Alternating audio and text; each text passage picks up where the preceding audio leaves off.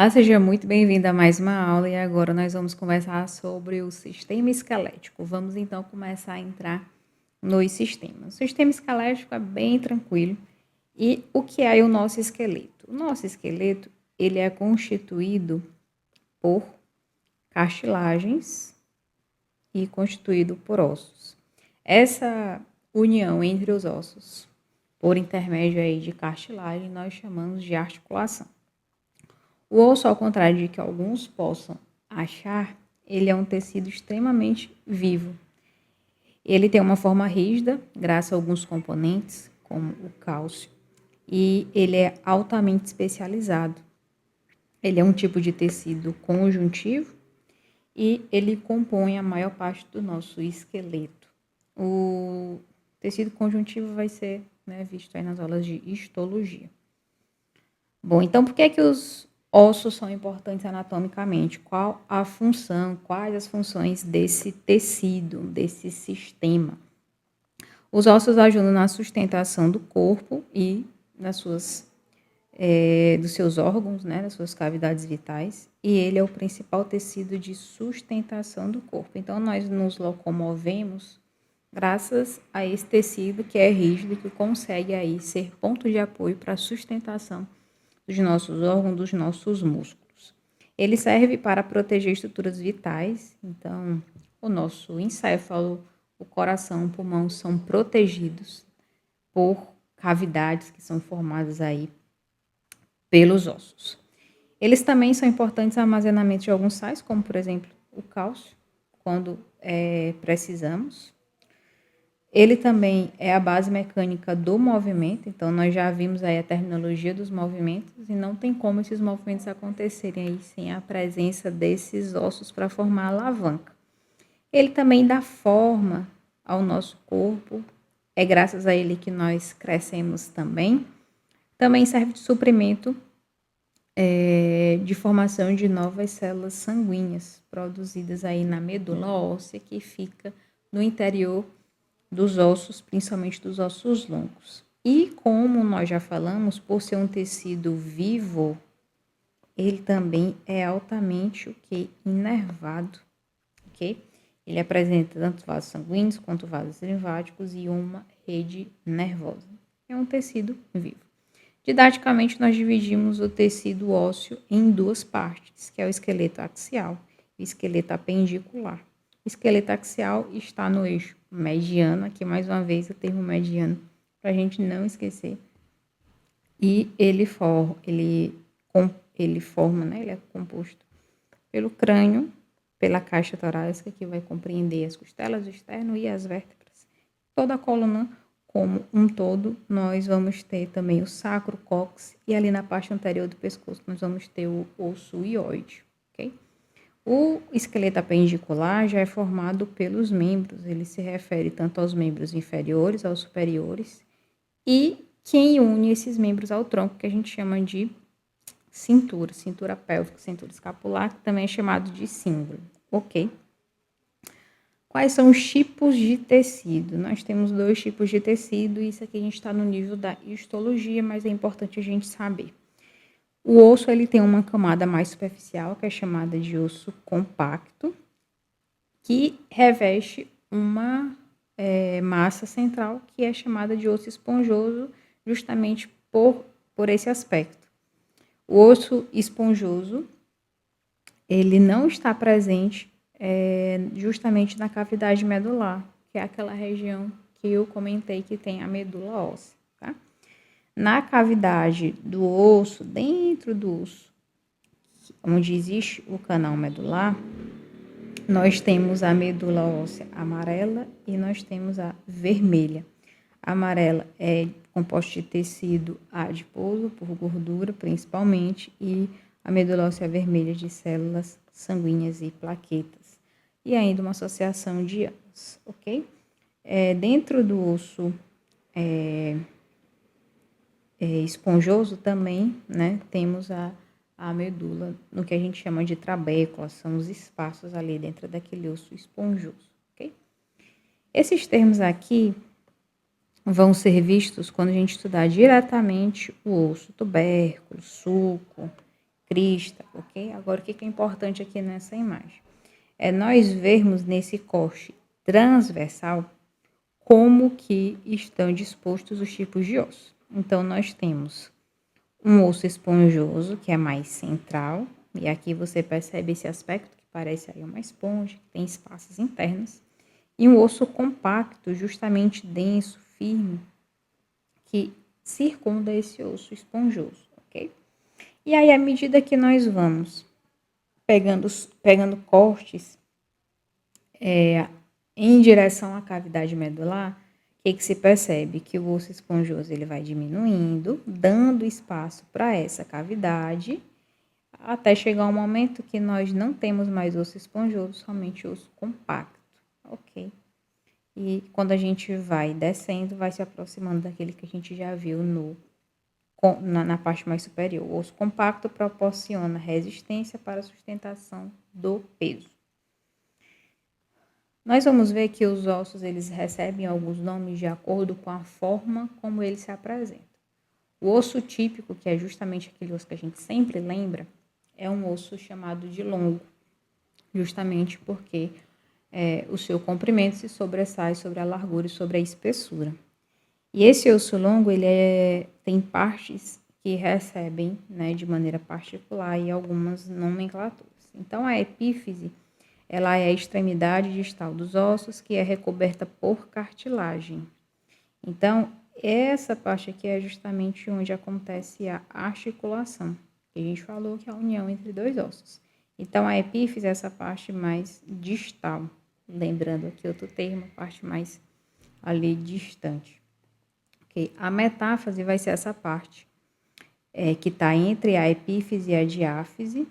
A epífise é a ponta, a diáfise é o corpo do osso. O que está entre a epífise e a diáfise a gente chama de metáfase. Está entre a epífise e a diáfise, onde se encontra a cartilagem que vai assegurar o crescimento ósseo, a placa epifisária. Então, pode-se prever quanto ainda uma criança pode crescer justamente através do raio-x, onde o médico mensura aí qual o tamanho dessa placa epifisária, que é o que a criança ainda tem para crescer, o quanto que aquele osso ainda tem para se desenvolver. E a diáfise vai ser a porção que está entre duas epífises, é o corpo, né, digamos assim, do osso, e onde vai se encontrar o canal medular. O canal ósseo, a cavidade medular, é onde se encontra a medula óssea, seja amarela. Seja a combinação, né, entre amarelo e vermelho. O periósteo, aqui também a gente está lembrando de histologia, ela é uma membrana fibrosa que reveste externamente o osso. É um tecido conjuntivo que ajuda na nutrição aí do osso e também serve como ponto de inserção dos tendões, né, desses músculos que se ligam ali aos ossos. Então, o periósteo reveste externamente o osso, como nós vemos aqui. Nós temos na sequência o osso compacto, também chamado de osso denso, inclusive. E assim como a gente tem um periósteo que é por fora, a gente tem um endósteo que é dentro. Lembra que a gente já até viu esse termozinho aqui, ó, endo. Endo significa dentro, tá? Então, a gente tem o endósteo, o periósteo, o osso compacto. Aqui, bem claramente, a gente percebe o quê? O osso esponjoso, esse aspecto, né?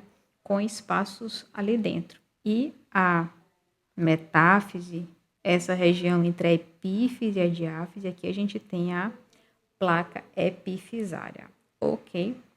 Sobre as medulas ósseas, elas estão onde? Na cavidade medular dos ossos de adultos. E entre as espículas, também chamada de trabéculas, do osso esponjoso. Tem a medula óssea amarela, que é mais gordurosa, ou a vermelha, que produz as células sanguíneas, ou a combinação de ambas, como já vimos. Bom, a medula óssea vermelha. De maneira macroscópica, a medula óssea vermelha, ela é formadora de sangue, ela possui células sanguíneas abundantes e ela diminui ao longo, né, do desenvolvimento com a idade. Ela está localizada em ossos achatados, como o crânio, o externo, as vértebras. A gente vai futuramente ver essa classificação, como eu disse, em relação à forma. Ela está dentro dos ossos achatados, mas também está presente nas epífises dos ossos longos. Então, onde é que está a epífise aqui? A epífise é essa região aqui, né? Então, aqui a gente tem a medula óssea vermelha. A medula óssea amarela, ela está presente na diáfise dos ossos longos, e ela não é hematopoética, ela é cheia de tecido adiposo, a célula do tecido adiposo é chamada de adipócito, e ela tende a aumentar com a idade, enquanto a vermelha tende a diminuir, ok? E aqui a gente tem um corte, nesse caso transversal, onde a gente consegue ver aqui, ó, a superfície de fora do osso, que é chamada de periósteo. A gente tem a medula vermelha e a gente tem a medula amarela bem central, ok? No recém-nascido, toda a medula óssea, ela é vermelha. Faz sentido pela necessidade ali de sangue que aquele bebê necessita para ir se desenvolvendo. Tem um alto nível de produção celular. E ela é ativa na produção de células sanguíneas. À medida que a idade aumenta, há uma mudança gradual na variação da medula óssea, aumentando a amarela. Em certas condições, a medula amarela reverte-se para vermelha. Em que situações? Hemorragia grave, em uma anemia, em uma hipóxia, pode acontecer isso, devido a uma demanda aí do corpo. A classificação dos ossos agora em relação à forma. Nós temos 8, salvo engano, classificações aqui dos ossos. Eu fiz questão de deixar alguns nomes sempre nos slides em inglês para já ir se familiarizando, porque apesar da anatomia ter como língua-mãe o latim, a saúde tem como língua-mãe praticamente o inglês, tá? Então, os ossos longos, eles são justamente longos porque eles têm o predomínio do comprimento em relação à largura e em relação à espessura. E são eles que promovem aí a alavancagem para o movimento. Exemplo, aqueles clássicos, o fêmur, o húmero, a tíbia, o rádio, a una, a fíbula, tá? São todos ossos longos. Os ossos curtos, eles são cuboides. Então, o que predomina? Nenhum sobre o outro. Então, eles têm aí o comprimento, a largura e a espessura mais, digamos assim, simétricos, né? São mais, nenhum se sobressai sobre o outro. E os grandes exemplos são os ossos do tarso e os ossos do carpo. Os ossos do tarso compõem o tornozelo e os ossos do carpo compõem aqui o punho. Os ossos planos também são chamados de laminares. Esses ossos, eles são finos, tá? Então, a espessura dele é bem fininha, enquanto o comprimento e largura podem ser equivalentes. Eles são frequentemente curvos, tá? Muito presente no crânio. Eles servem como escudo protetores e também ponto de fixação para os músculos. Nós temos os ossos do crânio, temporal, os parietais. Nós também temos o externo, que é um chato, a escápula também. Os ossos irregulares, o nome já está dizendo, eles não têm regra.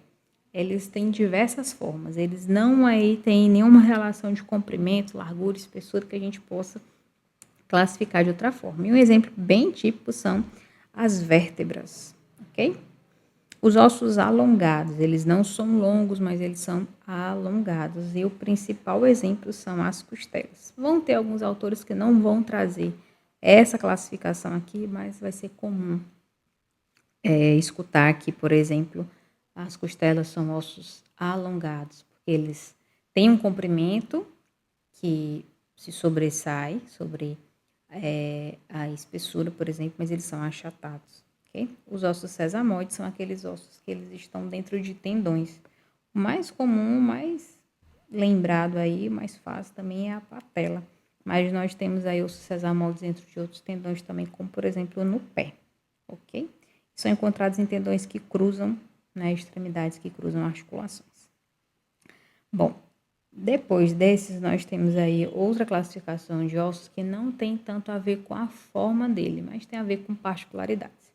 Os ossos pneumáticos, por exemplo, eles possuem cavidades dentro deles. Essas cavidades são chamadas de seios e de espaços aéreos. Esses espaços são revestidos por mucosas que são cheias de ar. Isso é que acontece no crânio, justamente para dar leveza, para diminuir o peso do crânio. E também isso ajuda a ressoar melhor a voz no processo de ressonância, processo da fala. também vai ajudar na ventilação das vias aéreas, na respiração, né, das vias aéreas superiores. Quais são os exemplos de ossos pneumáticos? A maxila, também é chamada de maxilar, o esfenóide, o etmóide, o frontal. São todos ossos que possuem esses espaços internos. Então, aqui a gente tem o seio frontal, né? Aqui nós temos do etmóide, aqui nós temos os seios maxilares, ok? E nós também temos a inflamação aí desses seios em algumas situações de gripe. Tem outros ossos também que são chamados de ossos suturais. Sutura é a união entre ossos do crânio, como eles se articulam, ok? Tanto é que a gente usou a sutura sagital e a sutura coronal para lembrar desses dois planos. A sutura sagital, que é essa que divide o crânio bem ao meio em direita e esquerda, que é entre os ossos parietais, e a sutura coronal, que divide o osso frontal dos ossos parietais. Aqui a gente também tem a sutura lambidóide, que tem a ver com os parietais e o occipito, ok? Só que um osso sutural é aquele osso que se forma justamente entre as suturas, ok? Por exemplo, esse daqui. Ele não recebe nenhum nome específico. Enquanto que aqui eu sei que o nome dele é occipital, aqui eu sei que o nome desse é parietal. Eu não tenho, né, via de regra, um osso aqui. Algumas pessoas, né, vão ter esses ossos. Ok? É isso, então. Até a próxima aula.